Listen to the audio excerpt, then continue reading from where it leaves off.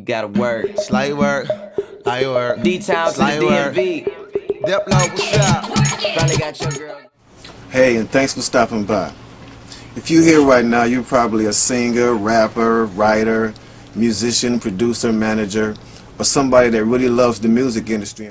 I go hard, I'm ballin', I'm globetrotting, and my flow up, I'm Mozart with it. Here's my advice. My advice to you is to go to school and one, be smart.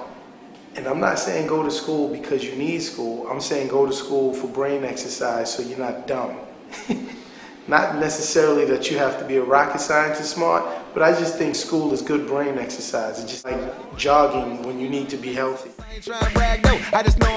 I would say to do the research on the different departments inside of a record company to figure out how they can become an asset, because you have to become an asset at any company, whether it's entertainment, business, or corporate America. You have to be an asset wherever you work. I think I'm Coco B. Wayne, you just a bird. I think one needs to be well read and well educated. I always, from the time I could read the trades, would read the trades. If I could read books about people in the business, I would read that. If I could get a lunch or a meeting with somebody that could tell me something, I'd be open to that. I think those are the ways that are really about all that one can do to be prepared. But you got to have it in your heart. You got to have the resilience, and you got to have the determination to say, "This is it. I can't really do anything else, so I might as well just, sort of give myself up to it." B.I.G.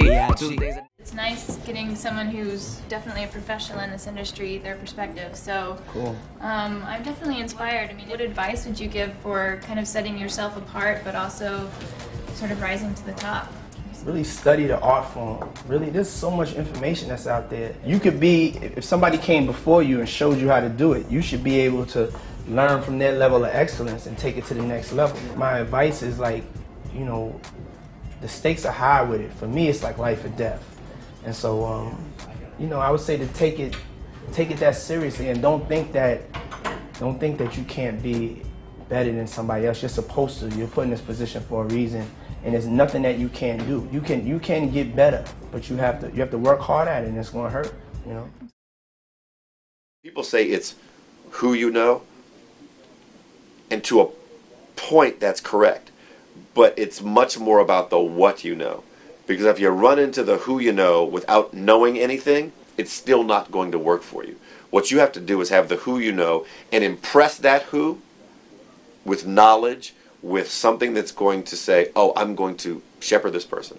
If you email me once, I will email you back and give you something to follow up. If you follow up and say, I'd like to get together for a meeting, I will find a time at 9:30 in the morning for us to talk.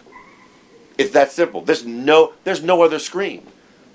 Now, in that 9:30 meeting, I would love it if you had done enough study about the business or study about the channel or something that makes me know that you're really hungry for this.